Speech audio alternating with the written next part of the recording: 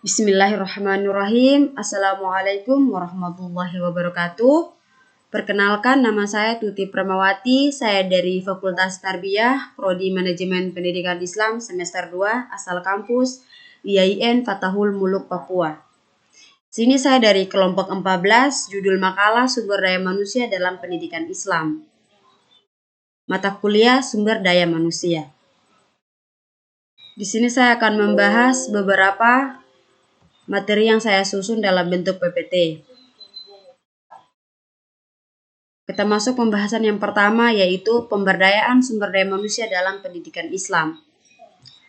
Kata pemberdayaan terkait dengan penggalian dan pengembangan potensi masyarakat. Setiap manusia dan masyarakat memiliki potensi yang dapat dikembangkan, sehingga pemberdayaan adalah upaya untuk membangun daya itu dengan mendorong, memberikan motivasi, dan membangkitkan kesadaran akan potensi yang dimiliki, serta untuk membangkitkannya.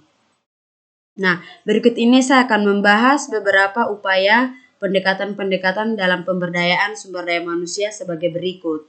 Yaitu yang pertama, upaya pemberdayaan harus terarah. Yang kedua, program pemberdayaan harus langsung mengikut sertakan atau bahkan dilaksanakan oleh masyarakat yang menjadi sasaran.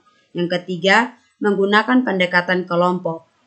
Nah, berikut ini saya juga akan membahas upaya pemberdayaan dapat dilihat dari 3 sisi. Yang pertama, menciptakan cuaca atau iklim yang memungkinkan potensi masyarakat berkembang.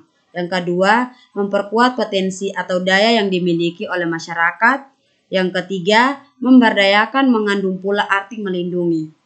Dari pengertian pemberdayaan sumber daya manusia merupakan salah satu upaya yang wajib dilakukan bagi pencipta sumber daya manusia yang berkualitas, memiliki kemampuan memanfaatkan, mengembangkan, dan menguasai ilmu pengetahuan dan teknologi, serta kemampuan manajemen. Kita masuk pembahasan yang kedua, yaitu prinsip-prinsip pemberdayaan sumber daya manusia dalam pendidikan Islam. Nah, sebagaimana telah dikemukakan di atas, bahwa pengertian manajemen sumber daya manusia sangatlah luas. Untuk memahami lebih mudah mengenai sumber daya manusia adalah orang-orang yang ada di dalam suatu organisasi mempunyai suatu keterkaitan dan berpartisipasi aktif dalam kerja organisasi untuk mencapai tujuan tersebut. Berikut ini beberapa prinsip-prinsip sebagai landasan kegiatan atau khususnya dalam pemberdayaan sumber daya manusia sebagai berikut. Yang pertama, prinsip kompetensi kompeten. Nah, dalam prinsip kompetensi kompeten ini fokus pada keterampilan yang dibutuhkan untuk mengerjakan suatu pekerjaan. Nah, secara garis besar, prinsip kompetensi kompeten ini dibagi lagi dalam 2 macam, yaitu yang pertama kompetensi manajerial, yang kedua kompetensi teknis. Yang kedua, prinsip keoptimalan dan kelebihan dalam kompetensi. Dalam prinsip keoptimalan dan kelebihan dalam kompetensi ini, dari manajemen Islam adalah kompetensi yang dimiliki harus optimal dan melebihi kompetensi personal lain yang memiliki kompetensi yang sama. Yang ketiga, prinsip kesesuaian kompetensi dengan kebutuhan. Dalam prinsip kesesuaian ini, perspektif analisis kebutuhan mutlak dilakukan oleh suatu organisasi atau perorangan dalam sistem rekrutmen tenaga kerja. Kita masuk yang keempat, prinsip keterpercayaan, kejujuran, dan sikap amanah. Dalam prinsip ini, seseorang yang memiliki kompetensi yang amat baik namun tidak memiliki kejujuran dan sikap amanah, ia belum tentu dapat berpartisipasi dengan baik dalam sistem organisasi. Kita masuk yang kelima, prinsip kesesuaian kompetensi personal dengan penempatan. Dalam prinsip ini, penempatan individu sesuai dengan keahlian atau kompetensi kerja secara tepat merupakan kunci bagi penyelenggara kerja. Yang keenam, prinsip tidak melebihi batas kemampuan dalam pembebanan kerja. Dalam prinsip ini, manusia adalah individu yang memiliki keterbatasan baik dari sisi fisik maupun psikisnya, dan juga dari sisi kompetensi dan daya tahannya, bahkan waktu yang dimilikinya. Yang ketujuh, prinsip kewenangan dan tanggung jawab. Dalam prinsip ini, seseorang yang diberi tugas atau amanat untuk melakukan suatu tindakan atau kerja harus diberikan kewenangan dan tanggung jawab dalam melaksanakan tugas masing-masing.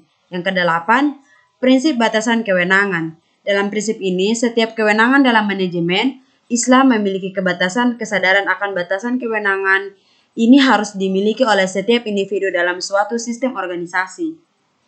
Kita masuk prinsip yang terakhir, prinsip adanya penghargaan dan kompetensi. Dalam prinsip ini, manusia akan semakin giat bekerja akan apabila pekerjaan itu diyakininya dapat memenuhi apa yang ia butuhkan.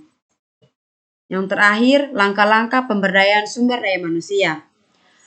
Di sini saya akan membahas dalam pemberdayaan karyawan, langkah-langkah yang harus ditempuh adalah sebagai berikut.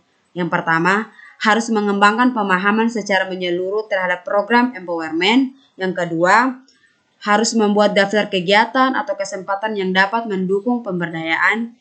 Yang ketiga, harus melalui seleksi. Yang keempat, memberi pengertian kepada karyawan. Yang kelima, menetapkan prosedur. Yang terakhir, harus menciptakan dan meningkatkan saling kepercayaan.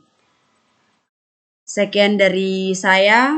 Mohon maaf jika ada salah dan kekurangan. Wabillahi taufiq wal hidayah. Assalamualaikum warahmatullahi wabarakatuh.